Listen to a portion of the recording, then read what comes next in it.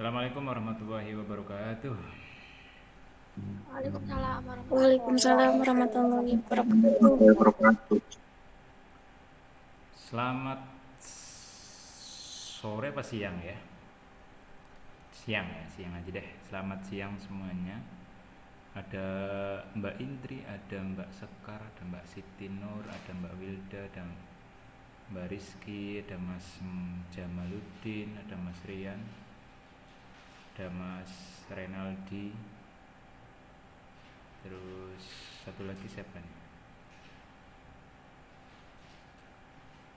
Gimana kabarnya hari ini? Sehat ya? Sehat, Pak. Yui bro. Oh yang semangat teman ya? Ndri. Wis madang, Ndri. Wis, Pak. Oke ya. Untuk pertemuan siang hari ini, saya bingung nih mau gimana nih ya. Tapi ya oke lah. Perkenalan apa? Kenalan boy. Pengen Rian kenalan boy. Gini, di mata kuliah ini, mata kuliah pemrograman web 2 ya. Bukan web 2, sorry. Ini karena semester 6 ya. Berarti mata kuliah pemrograman web itu nanti kita meneruskan yang di materi kuliah aplikasi perancangan web. Kita meneruskan kemarin sudah sampai kalau tidak salah itu di string ya, string dan tanggal. Nah, karena nanti kita larinya ke PBO ya, istilahnya yang pemrograman berorientasi objek. Walaupun mungkin di SI ada yang dapat PBO, tapi mungkin di TI nggak dapat. Nah, nanti di pemrograman webnya ini kita konsepnya pakai pemrograman berorientasi objek. Nanti belajar kita arahkan ke konsep arsitektur model view controller, kayak gitu ya. Nah, nanti saya ada sedikit cerita gitu kaitannya dengan materi yang kita akan bahas satu semester ini. Ya, jadi mungkin kemarin kontrak kuliah sudah ya, di mana di mata kuliah operasi riset. Saya rasa nggak perlu saya terangkan lagi kontrak kuliah ya, sama intinya tugas dikumpulin, kemudian ikut UTS UAS, hadir ya, wis. Nek gue dikumpulkan A nilainya wis ngono wae ya. Kalau nggak lengkap, nggak aktif ya, tadi nggak aktif ngumpulin semua ya nanti paling nggak minimalnya B. Tapi kalau misalkan nggak ngumpulin nilainya nggak keluar udah. Jadi kalau saya nggak ada nilai C, minimal itu nilainya B, itu minimal. Makanya ya ikuti aturan main saja. Saya rasa mungkin sampean selamat ya, ila yaumil qiyamah. Gitu ya Mas Mbak. Nah, nanti materinya ini di pemrograman web, yaitu di awal kita akan masuk ke pemrograman berorientasi objek PHP. Nanti setelah ini kita materinya langsung mengarah ke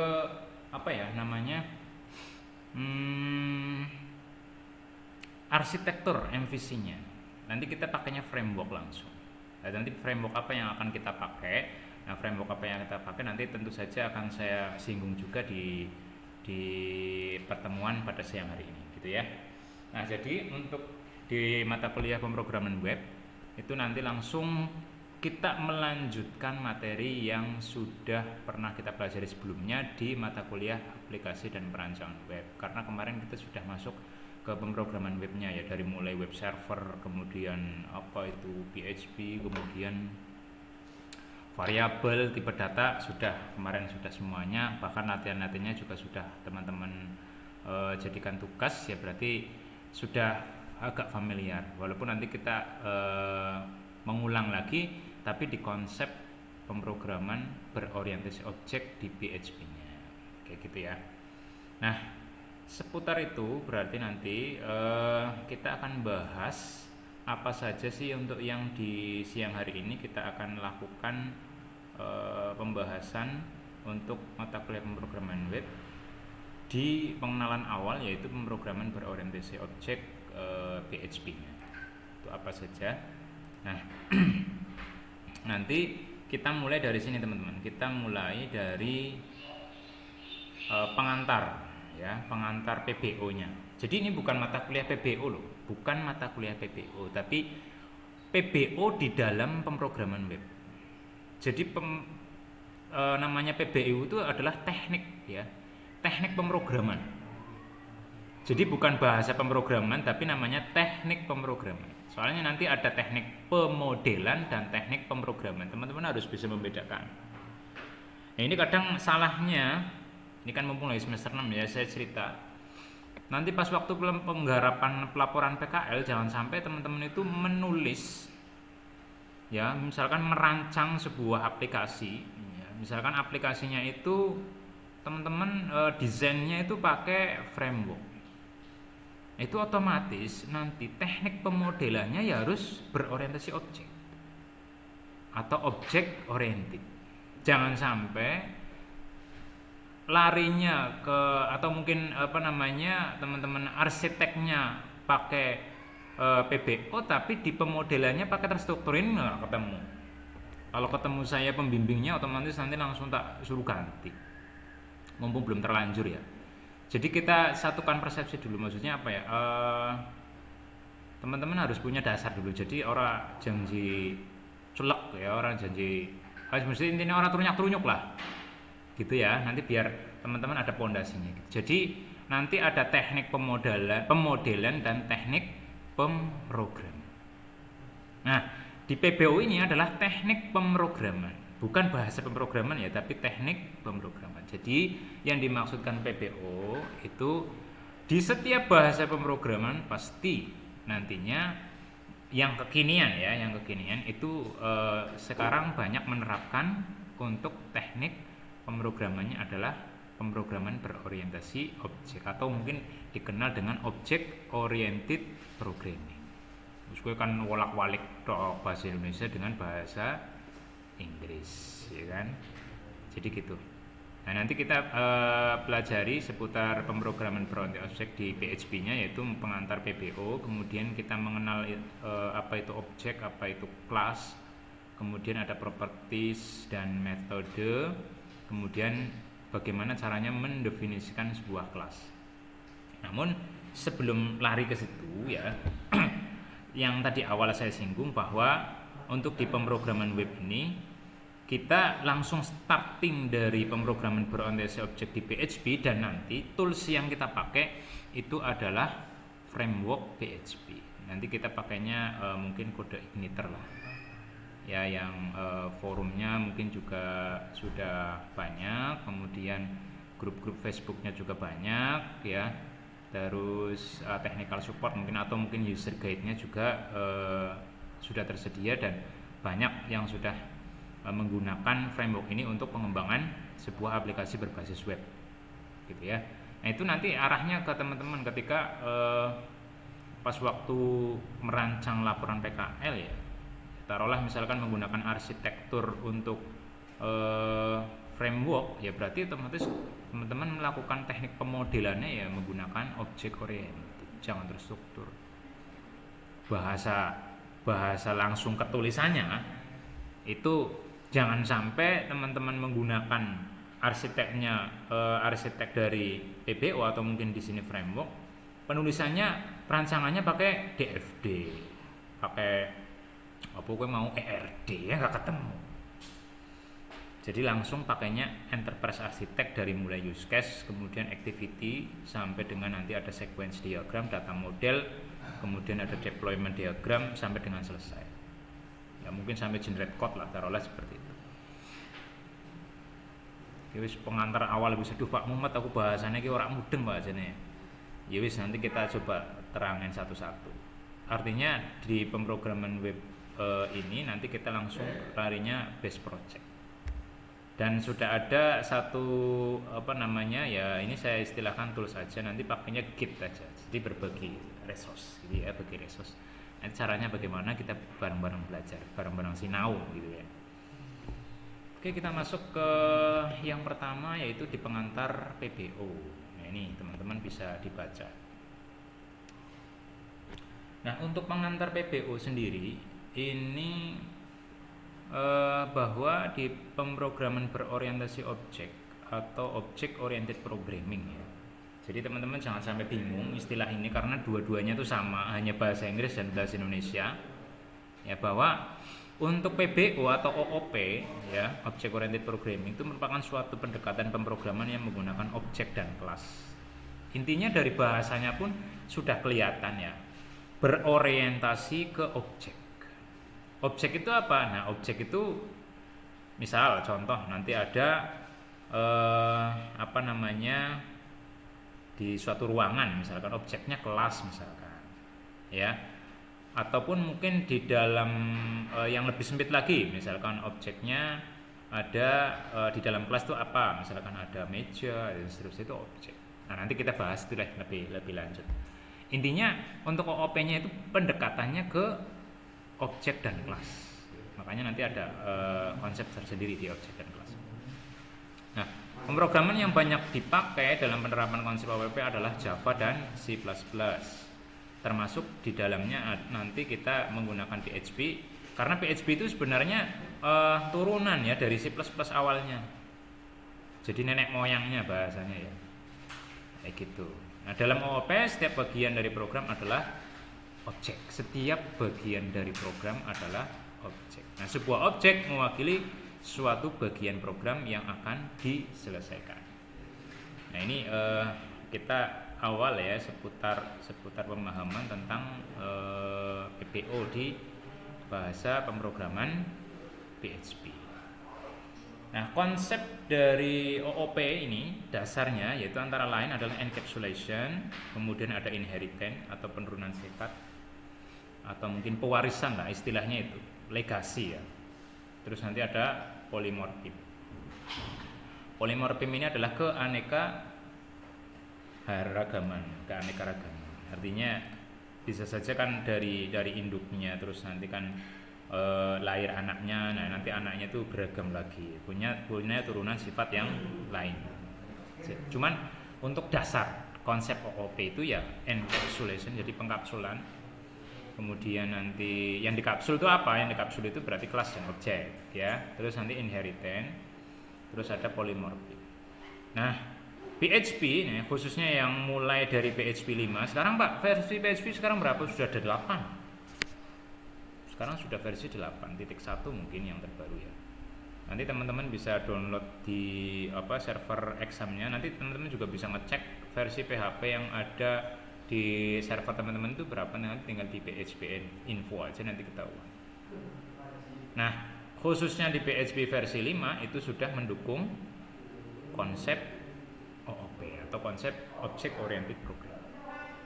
Nah, kan tetapi di PHP 5 ini tidak mendukung konsep multiple inheritance dan polymorphism. Makanya kan dikembangkan lagi ke PHP versi 7 dan versi 8. Tentu saja dengan pengembangan itu banyak hal-hal baru, dan juga kadang yang perlu teman-teman sikapi bahwa dari masing-masing versi ini tentu saja ya punya kekhasan tersendiri atau punya ciri khas sendiri. Artinya misalkan kita mengembangkan aplikasi di versi 5, PHP versi 5, kemudian kita running di PHP versi 7, itu ya tentu saja kemungkinan besar tidak running well atau tidak berjalan bagaimana mestinya sebelum kita mendevelop di PHP versi 5 gitu. Makanya teman-teman harus punya khazanah pembelajaran yang lebih banyak ya kan, literasinya juga ditambah. Jadi harus mengikuti dong. Oh, sekarang versi berapa? Ya, kita update. Nah, nanti kita tahu penambahannya di mana, kemudian pengurangannya di mana, itu kan paling enggak sedikit demi sedikit kalau memang kita punya literasi ya kita akan update gitu. Nah, kita masuk ke objek dan kelas. Nah, bagian dasar dari sebuah program yang berorientasi objek itu adalah objek. Contoh, mobil itu objek. Ya, jadi anggap saja misalkan contoh objek kita itu adalah mobil. Nah, sebuah mobil itu pasti mempunyai properti atau bagian-bagian di dalamnya, seperti warna, mesin, roda, pintu, itu namanya properties atau atribut. Ya, atribut atau properties. Ya, kita ulang ya bahwa di bagian dasar dari sebuah pemrograman yang berorientasi objek atau bagian dasar dari OOP itu adalah objek. Nah, contoh dari objek itu misalkan mobil, motor. Tadi saya sempat singgung misalkan meja. Ya kan? Nah, dari objek itu tentu saja punya properties atau punya atribut atau punya embel-embel bahasanya gitu kan yang mewarnai kehidupan dari objek itu. Yang dimaksud di sini adalah properties. Misalkan di mobil propertiesnya tadi ada rodanya, kemudian ada warnanya, ya kan, kemudian ada mesinnya, pintu dan sebagainya. Nah, biasanya objek itu adalah sebuah kata benda. Ya, contohnya orang. Orang itu juga adalah objek. Jadi ciri khasnya dari objek itu adalah kata benda. Sedangkan kelas ya, tadi kan komponen utama ya dari OOP itu adalah objek dan kelas itu komponen utama. Komponen utama dari OOP itu ya objek. Nah, sedangkan kelas itu merupakan penjelasan atau deskripsi dari objek. Jadi apa tadi penjelasan atau deskripsi dari objek. Jadi objek itu perlu penjelasan, perlu deskripsi, perlu diterangkan. Maksudnya kan kayak gitu. Nah, di dalam kelas nanti terdapat penjelasan tentang suatu objek termasuk properties yang dimilikinya serta kelakuan atau metode yang bisa dilakukan oleh objek tersebut. Contoh, misalkan kelas orang. Ya, kelas orang setidaknya memiliki beberapa bagian seperti tangan, kemudian kaki, mata, telinga dan seterusnya.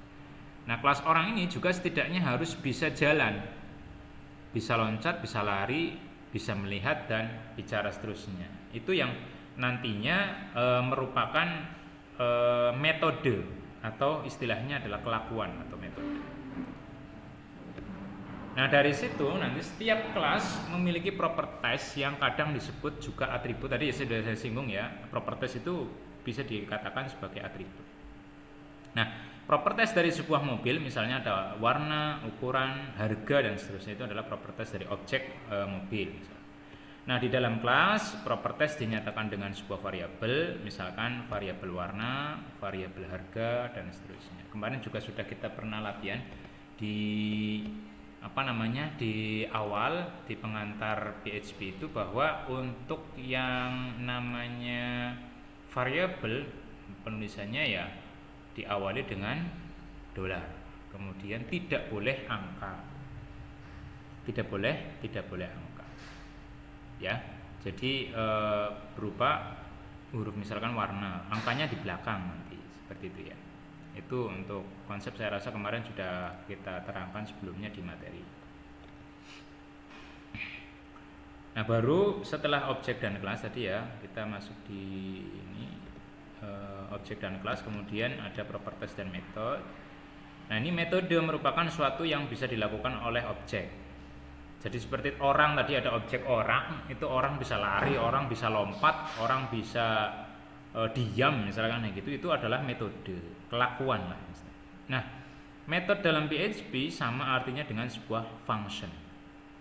Jadi nanti teman-teman tuh misalkan ada function simpan, ada kalau ini larinya ke bahasa pemrograman ya, misalkan tadi function simpan, function delete ya kan, kemudian function hapus sama delete ya sama, terus edit ya, kemudian ada function untuk index dan seterusnya ya. Nanti kita bisa lebih jelasnya nanti kalau kita memang sudah nyemplung. Ini konsep dasarnya dulu biar teman-teman tuh ada gambaran. Oh, tadi ada objek dan kelas ya, ada objek dan kelas.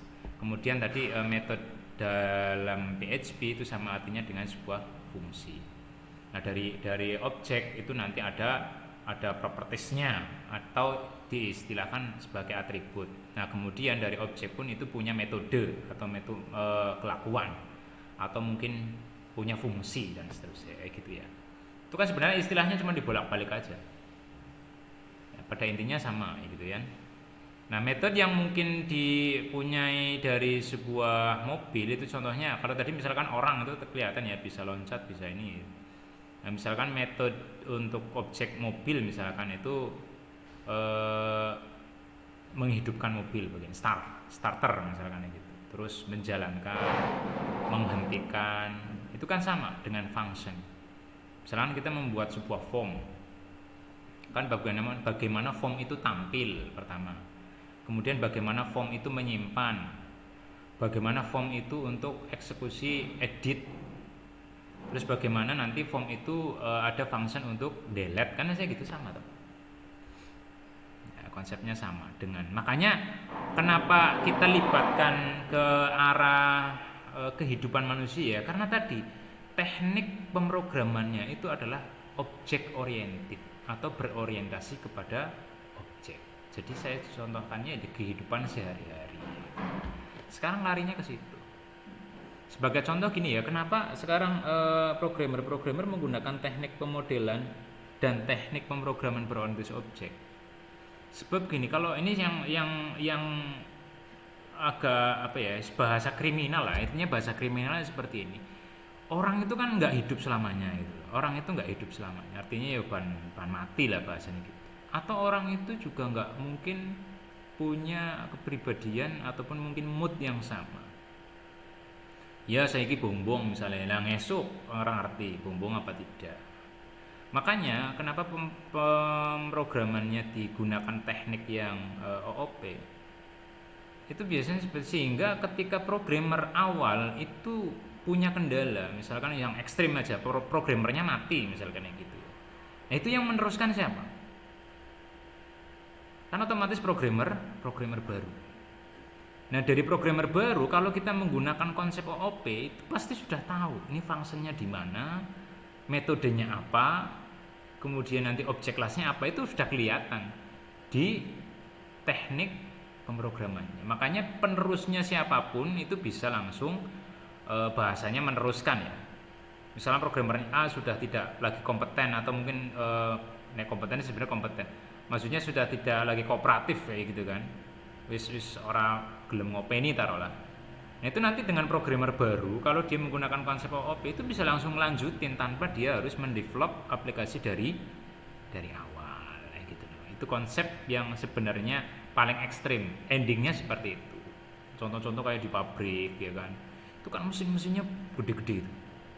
Mesin pabrik itu kan ada programnya. Tidak mungkin misalnya mesin pabrik jalan sendiri kan itu ada programnya. Mungkin ya beda dengan kita yang belajar sistem informasi ya kan. Mungkin di sana basisnya mungkin microcontroller ya kan, ataupun mungkin Arduino dan seterusnya, ya bahasanya gitu. Cuman berbeda ini aja, berbeda bahasa pemrograman saja. Sebenarnya intinya sama. Nah, jadi ending daripada konsep OOP itu paling ekstrimnya seperti itu. Jadi siapapun bisa melanjutkan pemrogramannya ataupun apa ya istilahnya kedepannya penerus dari program itu siapapun bisa ketika memang programmernya punya kesibukan lain taruhlah ya, misalkan punya kesibukan lain ataupun mungkin dalam hal ini sebenarnya lebih ke arah mungkin sudah tidak kooperatif atau ekstrimnya programmernya sudah off gitu lah, sudah pensiun lah misalkan kayak gitu. Oke gitu ya, itu sekedar intermezzo ceritanya yang kaitannya dengan kenapa kok kita larinya ke OOP. Nah selanjutnya kita mencoba untuk mendefinisikan kelas. Jadi contohnya gini, bentuk umumnya mendefinisikan kelas itu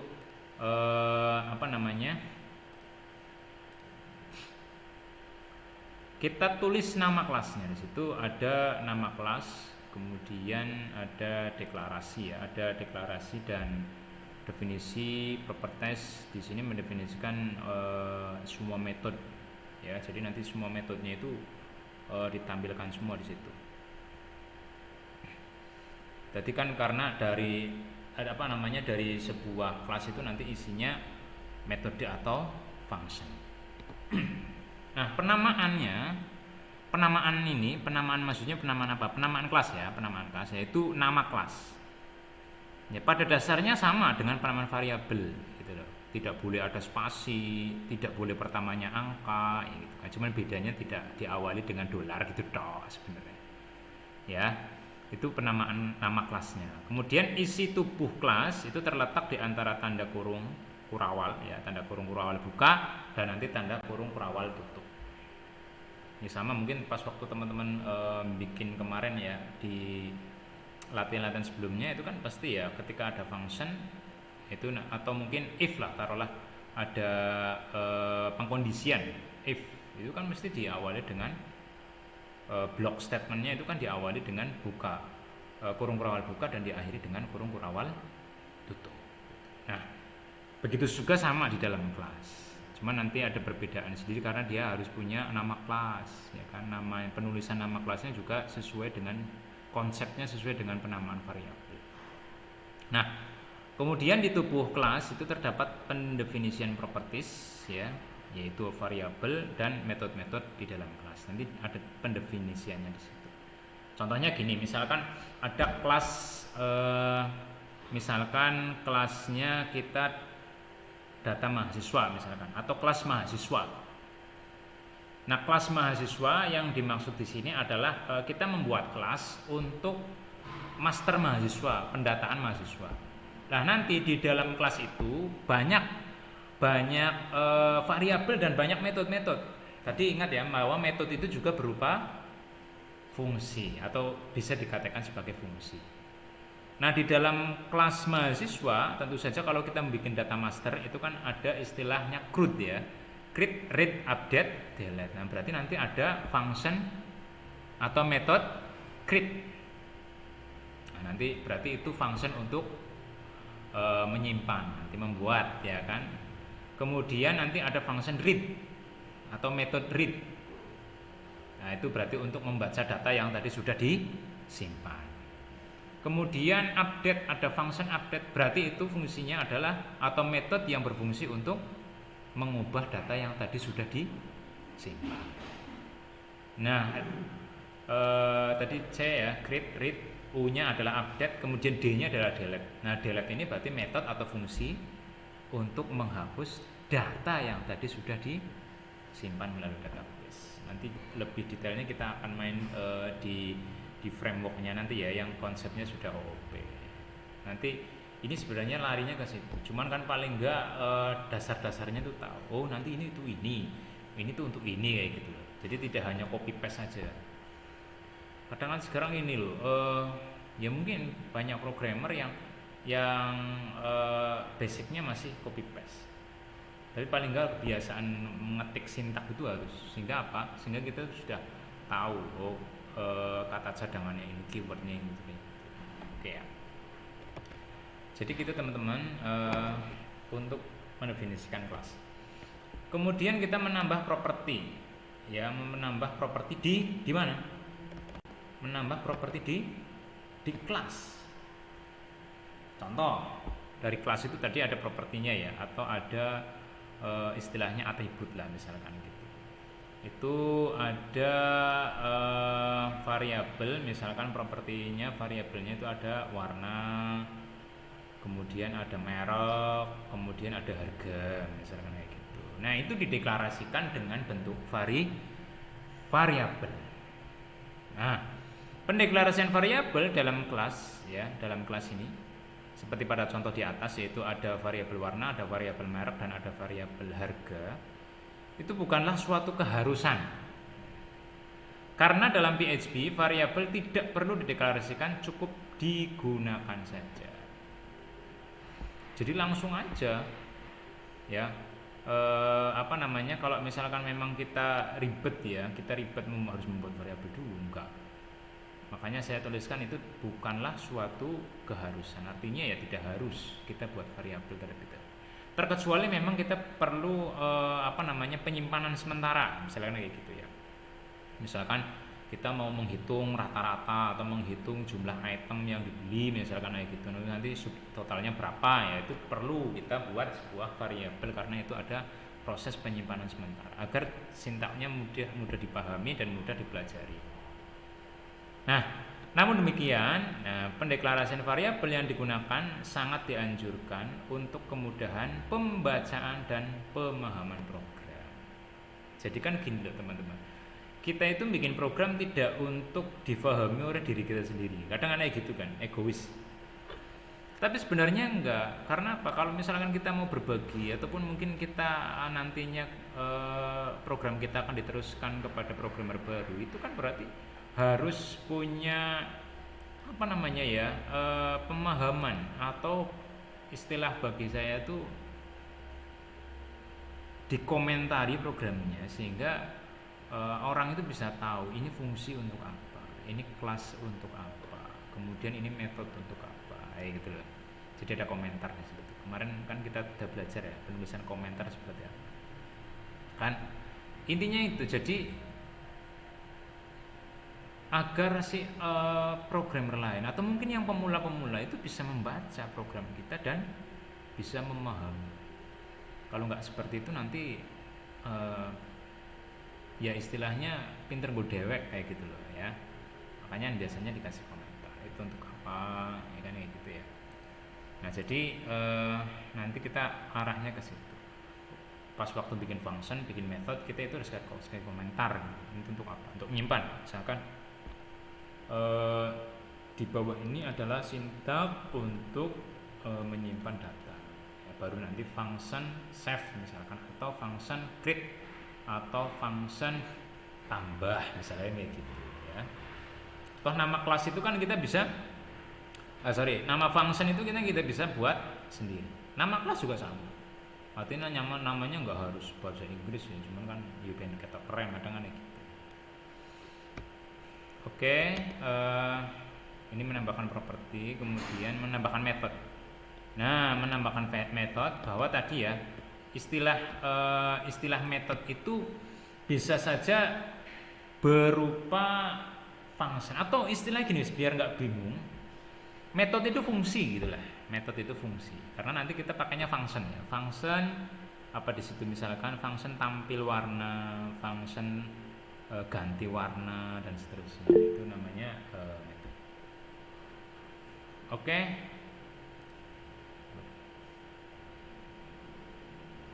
Ya, kenapa Mbak Indri?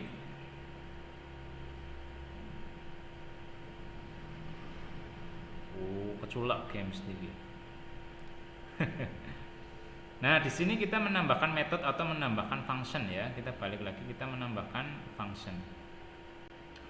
Misalkan tadi kita sudah menambahkan properties atau variabel, ada warna, ada merek, ada harga. Nah, terus kita coba dari kelas itu kita kasih tingkah laku, kita kasih metode, yaitu kita kasih fungsi.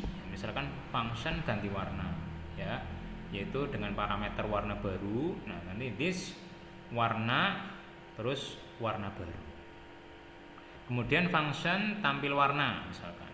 Nah, nanti echo warna mobilnya, kemudian kita tuliskan this warna. Nanti untuk mengakses properties yang ada di dalam kelas itu kita menggunakan kata cadangan this atau kata cadangan atau kata istilahnya keyword ya. Keyword itu kata cadangan atau kata kunci this. Nah, pada listing program yang ada di layar nih teman-teman ya, itu sudah ditambahkan fungsi atau metode ganti warna. Ya, jadi kita sudah menambahkan di situ ada fungsi atau metode ganti warna dan tampil warna. Kemudian menambahkan konstruktor. Nah, ini konstruktor ini. Nah, kita tambahkan function konstruktor aja tadi this warna biru.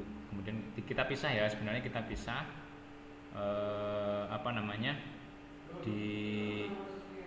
dipisahkan dengan variabel dan kita tambahkan function baru yaitu konstruktor. Sehingga nanti berubah ya, ada penambahan function baru yaitu konstruktor. Nah, ini membentuk objek kelas, untuk menggunakan sebuah objek harus dibentuk objek dari kelasnya. Dari sebuah kelas bisa dibentuk beberapa objek sekaligus. Bentuk umum pembentukan objek adalah nama objek, kemudian new nama kelas. Sedangkan untuk memanggil anggota atau member dari kelas dapat dengan format yaitu nama objek, kemudian variabel atau nama objek, kemudian nama metodenya. Nah, ini membentuk objek kelas. Nah, nanti contohnya ini teman-teman bisa lihat di nanti di materinya bisa di-download dan nanti bisa buat latihan. Nah, kita kasih program PBO 01 ya. Nah, dari situ nanti kita melanjutkan saja yang tadi sintaks sebelumnya, yaitu dengan nama kelasnya itu mobil, kemudian ada variabel ataupun properties warna, merek, harga, terus nanti ada function construct atau metode construct, kemudian ada function untuk ganti warna, tampil warna. Nah, terus nanti di situ sudah kita buat pembentukan objek baru ya, pembentukan objek baru itu sudah ada, tinggal dicoba aja di running.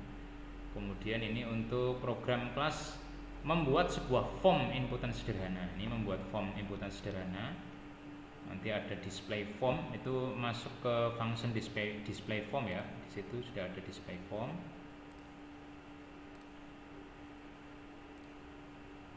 Oke, di situ sudah ada display form.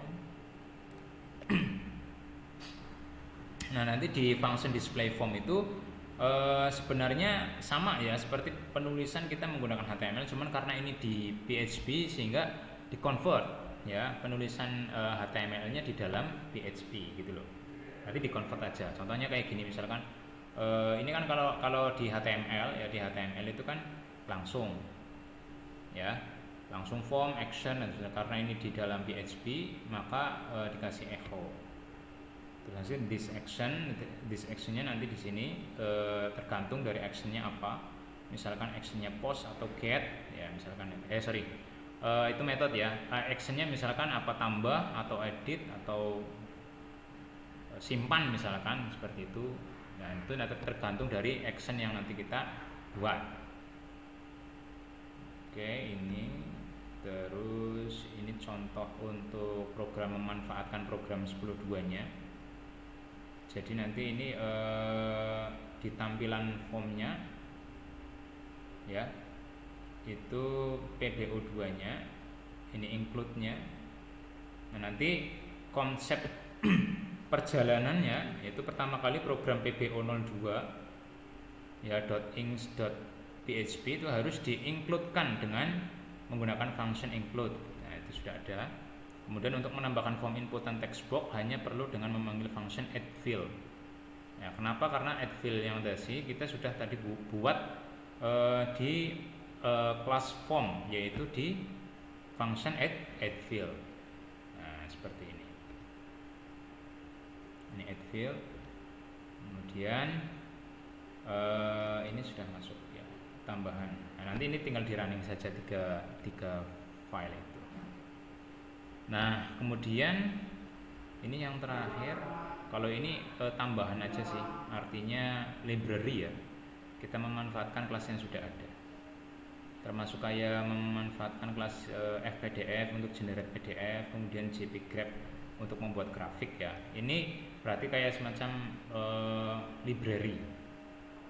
Boleh dikatakan library atau mungkin helper dan seterusnya ya. Nanti kita belajar ke situ juga. Nah, enaknya nanti kalau teman-teman sudah menggunakan framework yang memanfaatkan ini OOP ya di PHP ini, nanti kita larinya ke kode igniter. Nanti itu sudah banyak library yang sudah dikembangkan. Kita tinggal download aja, tinggal sertakan di dalam project kita, gitu aja. Nah, sehingga nanti kita mulai untuk starting konsep teknik pemrograman dan teknik pemodelannya itu adalah object oriented programming. Oke, saya rasa untuk pengenalan awal di OOP ini materinya sampai sini aja. Ya, nanti berikutnya kita sudah langsung mengenal framework yang akan kita pakai, yang kaitannya tadi pemrograman berorientasi objek di PHP. Ya, nanti ada beberapa sih sebenarnya framework, tentu saja nanti saya kenalin dulu sebelum kita memilih salah satu, ya kan. Nah seperti itu. Nah, untuk lebih ini apa namanya, ada feedback, silahkan barangkali ada yang mau ditanyakan dari teman-teman, monggo.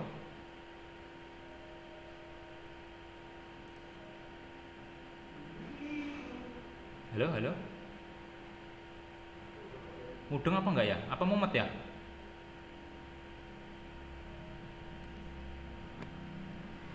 Mumet mas mbak? Belum ada, Pak. Kalau saya belum ada. Oh kalau saya belum ada ya, tapi paham ya mbak Sekar, paham ya? Insya Allah paham, Pak. Oh iya, harus paham. Nanti kalau misalkan sekiranya apa namanya belum bisa dicerna ya, atau mungkin bulat ngomongan ya, ditanyain aja sehingga nanti saya bisa menjelaskan lebih santai, mungkin lebih apa namanya, menggambarkannya sesuai dengan dunia real misalnya kayak gitu. Toh tadi sebenarnya sudah real, tapi memang nanti karena di pemrograman web nanti ada SKS praktek, jadi tidak melulu nanti online ya, bahkan saya menitik beratkan nanti untuk praktek, sehingga kita punya apa ya, punya output bahwa teman-teman nanti bisa pemrograman di web dan menggunakan framework yang sudah ada, jadi lebih praktis gitu loh ya. Silakan, ayo ditanyain aja.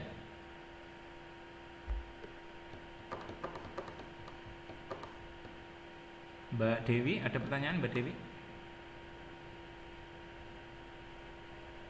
Gak ada, Pak. Tapi mubeng. Iya ini apa mas. Ini yang Jamal, Mas Jamaluddin. Ya Pak, Ya gimana? masuk Pak, saya paham. Oke, sip.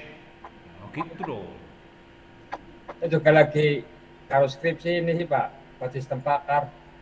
Oh iya. Bagus. Yang lain? Alek?